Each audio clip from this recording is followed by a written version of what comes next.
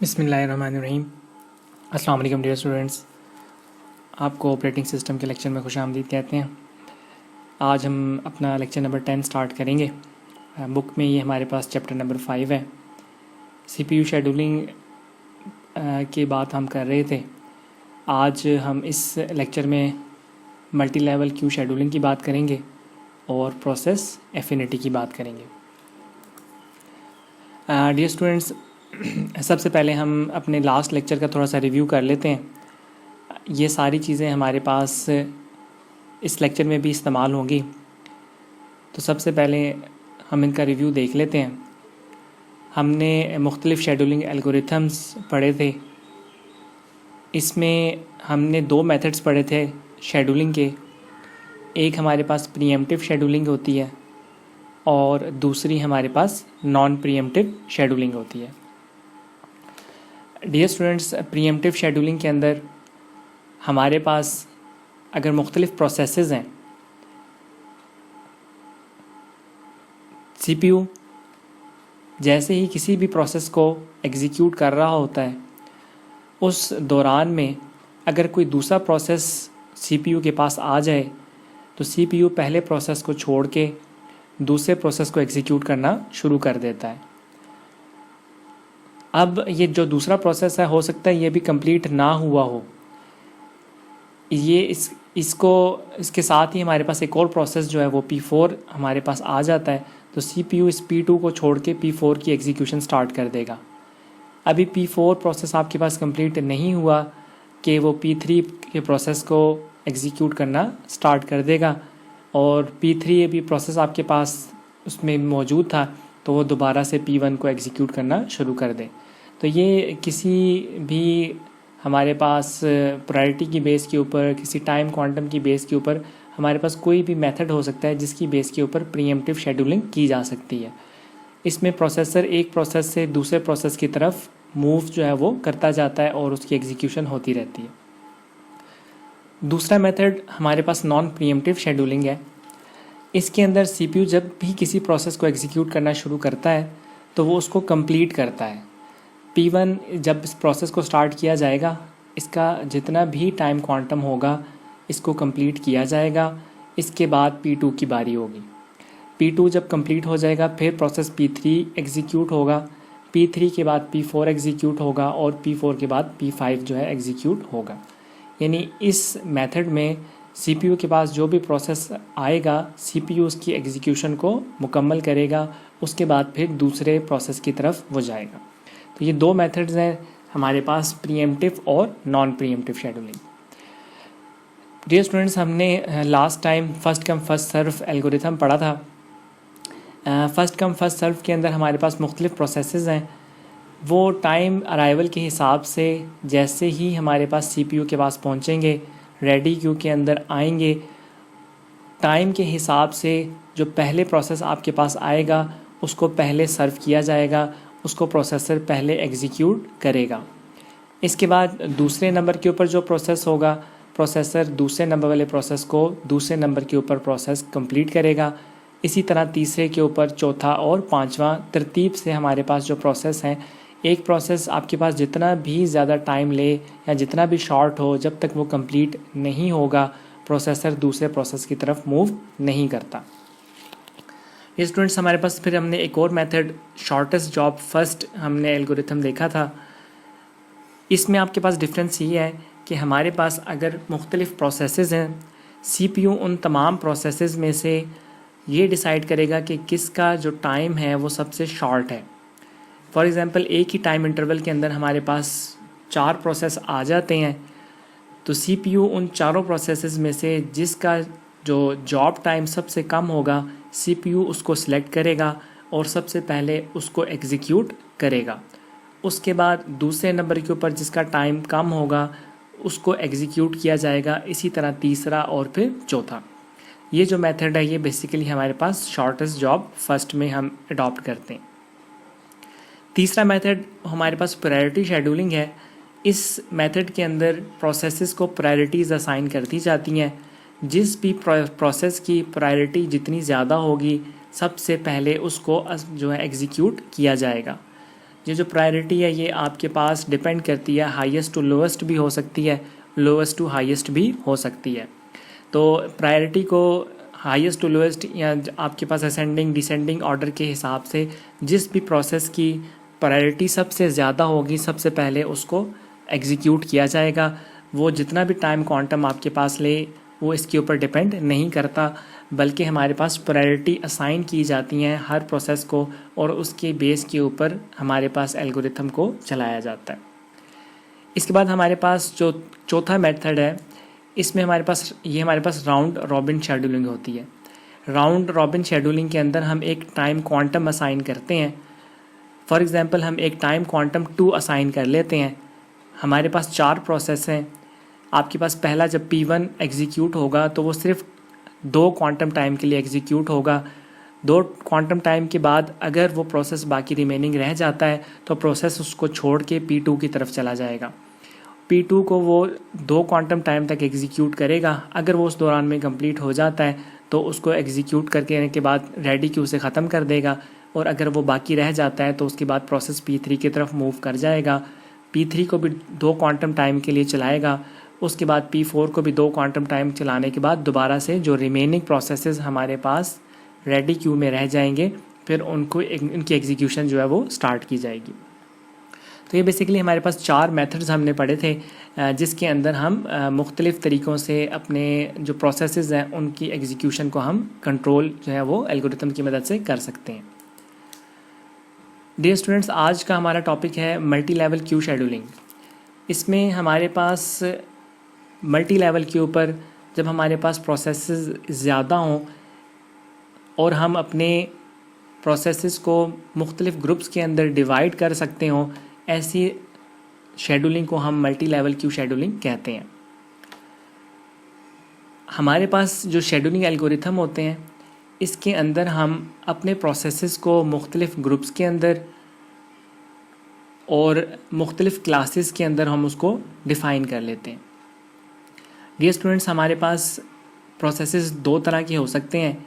एक हमारे पास foreground processes interactive processes होते हैं और दूसरे हमारे पास बैकग्राउंड बैच प्रोसेसेस होते हैं। ये जो हमारे पास दोनों टाइप्स के प्रोसेसेस हैं इनका रिस्पांस टाइम रिक्वायरमेंट और इनकी जो शेड्यूलिंग नीड्स होती हैं वो मुख्तलिफ होती हैं। हमारे पास जो फोरग्राउंड प्रोसेसेस हैं उनकी प्रायोरिटी हमेशा ज़्यादा होती है, बैकग्राउंड प्रोसेस की हमारे पास जो प्रायोरिटी होती है वो कम होती है। जब भी हमारे पास फोरग्राउंड प्रोसेसेस आपके पास आएंगे तो हमेशा फोरग्राउंड प्रोसेसेस जो हैं वो पहले एग्जीक्यूट होंगे। इस दौरान में अगर कोई बैकग्राउंड प्रोसेस एग्जीक्यूट हो रहा होगा तो प्रोसेसर उसको छोड़ के फोरग्राउंड प्रोसेस को एग्जीक्यूट करना शुरू कर देगा। Dear students, multi level queue scheduling algorithm के अंदर हम मुख्तलिफ़ पार्टीशंस बनाते हैं, मुख्तलिफ़ क्यूज़ बनाते हैं और हमारे पास इसमें एक से ज़्यादा क्यूज़ जो होती हैं वो अलग अलग से तैयार की जाती हैं। और इसके बाद इन क्यूज़ के अंदर हमारे पास जो प्रोसेस होते हैं हम उनको असाइन करते जाते हैं मुख्तलिफ़ क्यूज़ के अंदर। हमारे पास जितने भी प्रोसेसेस हैं उनको हम मुख्तलिफ़ प्रॉपर्टीज़ की बेस के ऊपर, फॉर एग्ज़ाम्पल उनका मेमोरी साइज़, उनकी प्रायोरिटी या प्रोसेस टाइप की बुनियाद के ऊपर मुख्तलिफ़ क्यूज़ के अंदर उन प्रोसेसेस को असाइन कर दिया जाता है। और हमारे पास ये जितने भी क्यूज़ हम डिफ़ाइन करते हैं इनमें हर क्यू का शेड्यूलिंग एल्गोरिथम डिफरेंट हो सकता है। तो डियर स्टूडेंट्स, हमारे पास मल्टी लेवल क्यू शेड्यूलिंग के अंदर बेसिकली हम मुख्तलिफ़ एल्गोरिथम्स, हम मुख्तलिफ़ प्रोसेसेस के क्यूज़ जनरेट करते हैं और मुख्तलिफ़ लेवल के क्यूज़ को हम मुख्तलिफ़ प्रोसेसेस को असाइन करते हैं और उसके बाद फिर हम उसके हिसाब से अपने प्रोसेसेस चलाते हैं। हमारे पास मल्टी लेवल क्यू शेड्यूलिंग के अंदर आम तौर पे 5 क्यूज़ जो होती हैं वो प्रायोरिटी वाइज असाइन की जाती हैं। इसमें जो हमारे पास फोरग्राउंड प्रोसेसेस होते हैं, क्यूज़ होती हैं, उनके अंदर हम राउंड रॉबिन एल्गोरिथम जो है वो एग्जीक्यूट करते हैं। और जो हमारे पास बैकग्राउंड क्यूज़ होती हैं उसके अंदर हम first come first serve algorithm execute करवाते हैं। डियर स्टूडेंट्स, ये हमारे पास जो 5 क्यूज़ हैं, इसमें हमारे पास सबसे पहले सिस्टम प्रोसेसेस हैं। सिस्टम प्रोसेसेस बेसिकली ये वो प्रोसेस होते हैं जो आम तौर पे इंस्ट्रक्शन एग्जीक्यूट करने के लिए थ्रेड्स के साथ हमारे पास आ रहे होते हैं। जो प्रोसेसेस आ रहे होते हैं, हम इनको एग्जीक्यूट कर रहे होते हैं, ये बेसिकली हमारे पास सिस्टम प्रोसेसेस होते हैं। दूसरी टाइप हमारे पास इंटरैक्टिव प्रोसेसेस की है। ये वो प्रोसेसेस होते हैं जिनको किसी बेस के ऊपर इनिशियलाइज किया जाता है या इनको किसी टर्मिनल की मदद से कंट्रोल किया जा सकता है। ऐसे प्रोसेसेस को इंटरैक्टिव प्रोसेसेस कहते हैं। सबसे जो हाईएस्ट प्रायोरिटी है वो बेसिकली सिस्टम प्रोसेसेस की है। उसके बाद फिर हमारे पास इंटरैक्टिव प्रोसेसेस आ जाते हैं। तीसरे नंबर के ऊपर इंटरैक्टिव एडिटिंग प्रोसेस है। ये वो प्रोसेसेस होते हैं जिसमें हम डाटा को एडिट कर सकते हैं, और ये हमारे पास इसकी प्रायोरिटी 3rd नंबर के ऊपर होती है। चौथे नंबर के ऊपर हमारे पास बैच प्रोसेसेस आ जाते हैं। बैच प्रोसेसेस बेसिकली हमारे पास ग्रुप्स की सूरत में होते हैं और एक ये कंप्लीट प्रोडक्ट्स होते हैं, और ये सारे के सारे एक ग्रुप की सूरत में एग्जीक्यूट किए जाते हैं। इसकी प्रायोरिटी 4th नंबर पे है। और हमारे पास 5th लेवल के ऊपर 5th क्यू में हमारे पास स्टूडेंट के प्रोसेसेस होते हैं।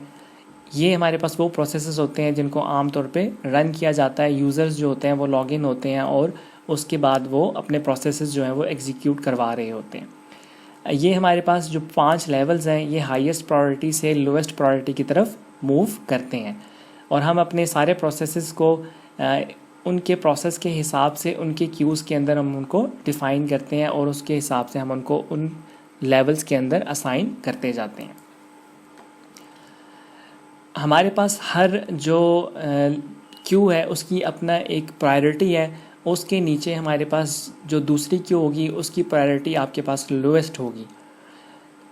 हमारे पास जो आपके पास लोएस्ट प्रायोरिटी का जो बैच है, जब भी वो उसको चलाया जाएगा, अगर ऐसा कोई प्रोसेस आपके पास आ जाता है जिसकी प्रायोरिटी हाईएस्ट है, तो लोएस्ट प्रायोरिटी को छोड़ के हाईएस्ट प्रायोरिटी को पहले एग्जीक्यूट किया जाएगा। फॉर एग्जांपल, हमने पीछे एग्जांपल में देखा था बैच क्यू हमारे पास 4th नंबर के ऊपर है। बैच क्यू की प्रायोरिटी 4th नंबर है। बैच क्यू उस वक्त तक एग्जीक्यूट नहीं होगा जब तक हमारे पास सिस्टम प्रोसेसेस, इंटरैक्टिव प्रोसेसेस और इंटरैक्टिव एडिटिंग प्रोसेसेस के सारे क्यूज़ एम्प्टी नहीं हो जाते। जब इससे ऊपर के तीनों क्यूज़ एम्प्टी हो जाएंगे, सारे प्रोसेसेस एग्जीक्यूट हो जाएंगे, उसके बाद बैच क्यू की बारी आएगी। फॉर एग्ज़ाम्पल, एक बैच क्यू जो है हमारे पास वो एग्जीक्यूट हो रहा था, वो रनिंग प्रोसेस में था। इस दौरान में हमारे पास एक interactive editing process ready queue में एंटर हो जाता है। तो इस सूरत में जो बैच प्रोसेस है उसको प्रीएम्प्ट कर दिया जाएगा, यानी बैच प्रोसेस रोक दिया जाएगा, और उससे जो हाईएस्ट लेवल के ऊपर इंटरैक्टिव एडिटिंग प्रोसेस था उसको एग्जीक्यूट करना स्टार्ट कर दिया जाता है। तो मल्टी लेवल क्यू शेड्यूलिंग के अंदर क्यूज़ की प्रायोरिटी के हिसाब से प्रोसेसेस जो हैं वो प्रीएम्प्ट होते रहते हैं। डियर स्टूडेंट्स, यहाँ पर हम एक मल्टी लेवल फीडबैक क्यू देख लेते हैं। यहाँ पर हमने 3 क्यूज़ जो हैं वो मुख्तलिफ लेवल्स के हिसाब से डिफ़ाइन किए हैं। यहाँ पर हमारे पास जो पहली क्यू है इसको हम Q0 कह रहे हैं। इसके अंदर हम अपना राउंड रॉबिन का एल्गोरिथम जो है वो एग्जीक्यूट करवा रहे हैं। इस राउंड रॉबिन के अंदर हमने 8 मिलीसेकंड्स जो है वो रखे हुए हैं, यानी जो भी प्रोसेस हमारे पास सबसे पहले इस क्यू में आएगा तो राउंड रॉबिन के हिसाब से ये 8 मिलीसेकंड्स तक एग्जीक्यूट होगा। इसके बाद जो हमारे पास दूसरी क्यू है वो हमारे पास R1 है। इसमें भी हमने राउंड रॉबिन एल्गोरिथम इस्तेमाल किया है। इस दफ़ा हमने इसका टाइम क्वांटम 8 से बढ़ाकर 16 मिलीसेकंड्स रख दिया है। और तीसरा जो हमारे पास क्यू है उसको हमने Q2 का नाम दिया है। इसके अंदर हम first come first serve algorithm के हिसाब से प्रोसेस जो है वो एग्जीक्यूट करेंगे। इस शेड्यूलिंग के अंदर हमारे पास जैसे ही कोई जॉब जो है वो Q0 के अंदर एंटर होगी, तो फॉर एग्ज़ाम्पल हमारे पास इस लेवल के अंदर मुख्तलिफ प्रोसेस हैं। 3-4 प्रोसेस जो है वो इस वक्त हमारे पास लेवल 0 के अंदर मौजूद है। तो सबसे पहले फ़र्स्ट कम फर्स्ट सर्व की बेस के ऊपर उन प्रोसेसेस में से सबसे पहले सिलेक्ट कर लिया जाएगा। इस लेवल 0 के ऊपर जो प्रोसेस सबसे पहले आएगा सबसे पहले उसको यूज़ किया जाएगा। जैसे ही फ़र्स्ट कम फर्स्ट सर्व एक प्रोसेस को सिलेक्ट कर लेगा उसके बाद उसको राउंड रॉबिन के हिसाब से 8 क्वांटम टाइम तक उसको एग्जीक्यूट किया जाएगा।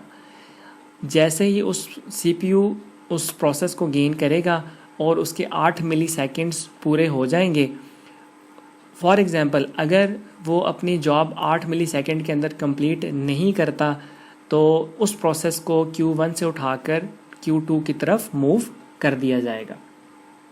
इसके बाद Q1 से जो दूसरा प्रोसेस होगा उसको सिलेक्ट किया जाएगा, उसको 8 क्वांटम टाइम तक एग्जीक्यूट किया जाएगा। अगर वो कंप्लीट हो गया तो उसको रेडी क्यू में से रिमूव कर दिया जाएगा। उसके बाद प्रोसेस P3 की बारी आएगी और अगर उसमें से कोई रिमेनिंग रह जाएगा उसको Q1 के अंदर मूव कर दिया जाएगा। इसके बाद जब हमारे पास ये पहला क्यू कंप्लीट हो जाएगा, प्रोसेसर हमारे पास Q2 के अंदर एंटर हो जाएगा।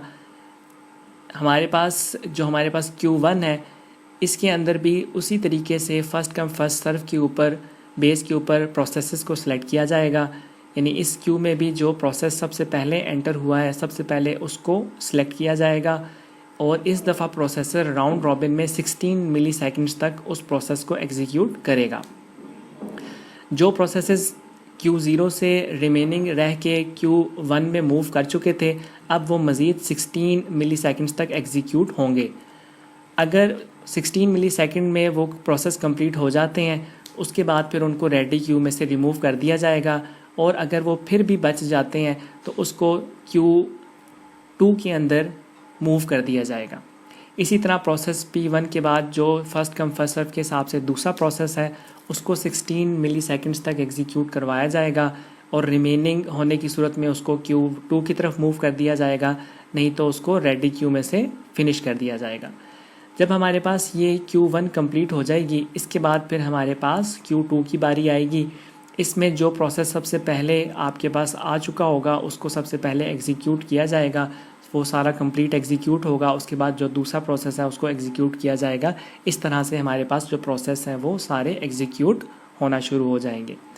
तो इसमें हमारे पास 3 लेवल्स हैं, 3 क्यूज़ हमने बनाई हैं और हर क्यू के अंदर मुख्तलिफ जो एल्गोरिथम है और मुख्तलिफ टेक्निक्स जो है वो हमने इसके अंदर इस्तेमाल की हैं। तो ये बेसिकली हमारे पास मल्टी लेवल फीडबैक क्यू की एक एग्जांपल थी। मल्टी लेवल फीडबैक क्यूज़ के अंदर हम मुख्तलिफ पैरामीटर्स हैं जिनकी बेस के ऊपर हम डिफ़ाइन करते हैं। उसमें हमारे पास जो सबसे पहला जो पैरामीटर है वो बेसिकली है द नंबर ऑफ़ क्यूज़, कि हम मल्टी लेवल के अंदर कितने क्यूज़ जो है वो जनरेट कर रहे हैं, कितनी नंबर ऑफ़ क्यूज़ जो है हमारे पास इसमें जनरेट हो रही हैं। दूसरा है the scheduling algorithm for each Q. हम हर क्यू के लिए डिफरेंट एल्गोरिथम असाइन कर सकते हैं, तो किस क्यू के लिए कौन सा एल्गोरिथम सेलेक्ट करना है ये हम दूसरे नंबर के ऊपर देखते हैं। Number 3, the method use to determine when to upgrade a process to a higher priority queue. वो मेथड देखना है कि आप किसी भी प्रोसेस की प्रायोरिटी को अगर बढ़ाना चाहते हैं, एक क्यू से दूसरे क्यू की तरफ आप उसको हाईएस्ट प्रायोरिटी क्यू की तरफ मूव करना चाहते हैं, तो उसके लिए कौन से मेथड्स यूज़ किए जाएंगे। Number 4, the method use to determine when to demote a process to a lower priority queue. इसी तरह से प्रोसेस को एक हायर प्रायोरिटी से लोअर प्रायोरिटी की तरफ भेजने के लिए कौन से मेथड्स यूज़ किए जाएंगे उनको देखना। नंबर 5 के ऊपर the method use to determine which queue a process will enter when the process need services. जब भी CPU के पास कोई भी प्रोसेस आएगा, CPU डिसाइड करना कि इस वक्त इस प्रोसेस को किस क्यू के पास भेजना है, ये सारे जो हमारे पास पैरामीटर्स हैं इनकी बेस के ऊपर प्रोसेसेस को मुख्तलिफ क्यूज़ के अंदर रखा जाता है। इसके लिए हमारे पास CPU के शेड्यूलिंग एल्गोरिथम्स होते हैं और हमारे पास ये जो सिस्टम डिज़ाइन के अंदर हम इन प्रोसेस को देख सकते हैं। डियर स्टूडेंट्स, इसके बाद हमारे पास जो बात करते हैं प्रोसेस एफिनिटी की। बेसिकली हमारे पास जो भी प्रोसेस एग्जीक्यूट हो रहा होता है वो बेसिकली उसका सारा का सारा जो प्रोसेस होता है वो हमारे पास कैश मेमोरी के अंदर मौजूद होता है।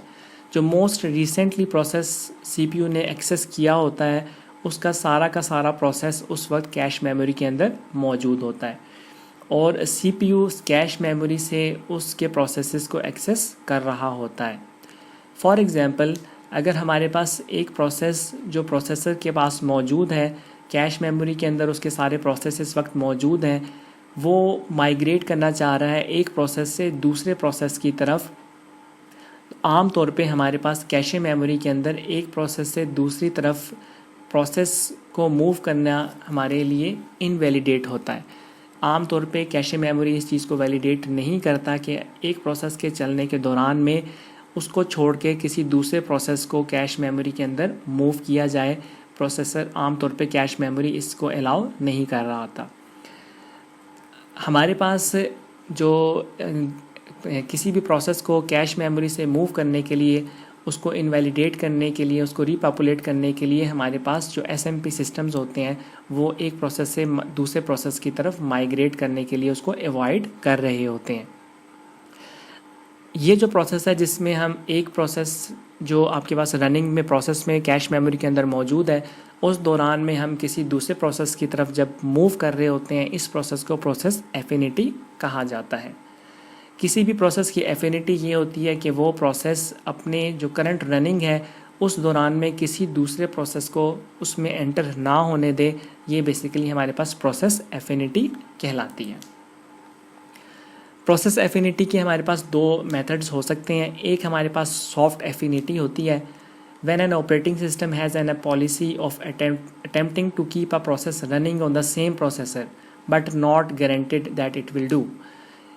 हमारे पास ऑपरेटिंग सिस्टम जब भी कोई प्रोसेस आपके पास एग्जीक्यूट हो रहा होता है उसको कम्प्लीटली एग्जीक्यूट करता है, लेकिन अगर इस चीज़ की गारंटी अगर मौजूद ना हो, एक प्रोसेस के एग्जीक्यूशन के दौरान में उसको छोड़ के किसी दूसरे प्रोसेस को एग्जीक्यूट कर दिया जाए, ऐसी मेथड को हम सॉफ्ट एफिनिटी कहते हैं।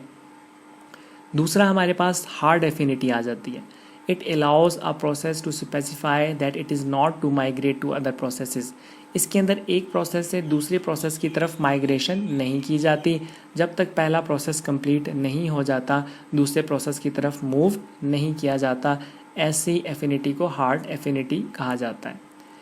The main memory architecture of a system can effect processor affinity issue. हमारे पास जो मेन मेमोरी का जो आर्किटेक्चर है वो बेसिकली इस एफिनिटी के प्रोसेस से बहुत ज़्यादा इफ़ेक्ट हो जाता है। Illustrate an architecture featuring non-uniform memory access in which a CPU has faster access to some part of main memory than to the other parts. इस मेथड को हम NUM में नॉन यूनिफॉर्म मेमोरी एक्सेस कहते हैं। Non uniform का मतलब ये है कि जिसके अंदर CPU किसी मेमोरी की तरफ तो जो उसका एक्सेस है वो बहुत ज़्यादा फास्ट है, और वही CPU अगर मेमोरी के किसी दूसरे पार्ट की तरफ मूव करना चाहता है तो उसके लिए उसका एक्सेस जो है वो मुश्किल हो जाता है, वो स्लो हो सकता है। तो CPU किसी मेमोरी के एक हिस्से की तरफ फास्ट एक्सेस कर सकता हो और CPU मेमोरी के किसी दूसरे हिस्से की तरफ स्लो एक्सेस कर सकता हो। इसको हम नॉन यूनिफॉर्म मेमोरी एक्सेस कहते हैं। आम तौर पे ये जो हमारे पास नॉन यूनिफॉर्म मेमोरी एक्सेस है, ये ऐसे सिस्टम्स के अंदर जिसके अंदर हमारे पास एक से ज़्यादा CPU या हमारे पास मेमोरी बोर्ड्स एक से ज़्यादा मौजूद हों, ऐसी जगहों के ऊपर हमारे पास नॉन यूनिफॉर्म मेमोरी एक्सेस जो है वो अकर हो सकता है। इसको हम नॉन यूनिफॉर्म मेमोरी एक्सेस को एक डायग्राम से देख लेते हैं। इसमें हमारे पास एक CPU है, इसकी अपनी एक मेमोरी है, तो CPU अपनी मेमोरी की तरफ तो फास्ट एक्सेस कर सकता है। इसी दौरान में एक प्रोसेस के एग्जीक्यूशन के दौरान में अगर CPU किसी दूसरे मेमोरी को एक्सेस करने की कोशिश करता है तो यहाँ पर इसका जो CPU का एक्सेस है ये स्लो हो जाता है। तो ये हमारे पास नॉन यूनिफॉर्म मेमोरी एक्सेस कहलाएगा कि CPU किसी मेमोरी की तरफ फास्ट एक्सेस कर सकता है और किसी दूसरे प्रोसेस की तरफ उसका जो एक्सेस है वो स्लो हो सकता है। इसी तरह आपके पास ये प्रोसेस है, अगर ये CPU इसकी मेमोरी को एक्सेस करने की कोशिश करेगा तो इसका जो एक्सेस है वो स्लो हो जाएगा। तो इसको हम नॉन यूनिफॉर्म मेमोरी एक्सेस जो है वो कहते हैं। ये स्टूडेंट्स, ये था आज का हमारा लेक्चर। उम्मीद है आपको समझ आई होगी और आप इसको अपनी सॉफ्ट बुक से भी पढ़ने की कोशिश करेंगे। बहुत शुक्रिया। इंशाल्लाह नेक्स्ट वीक नेक्स्ट लेक्चर के साथ दोबारा हाजिर होंगे।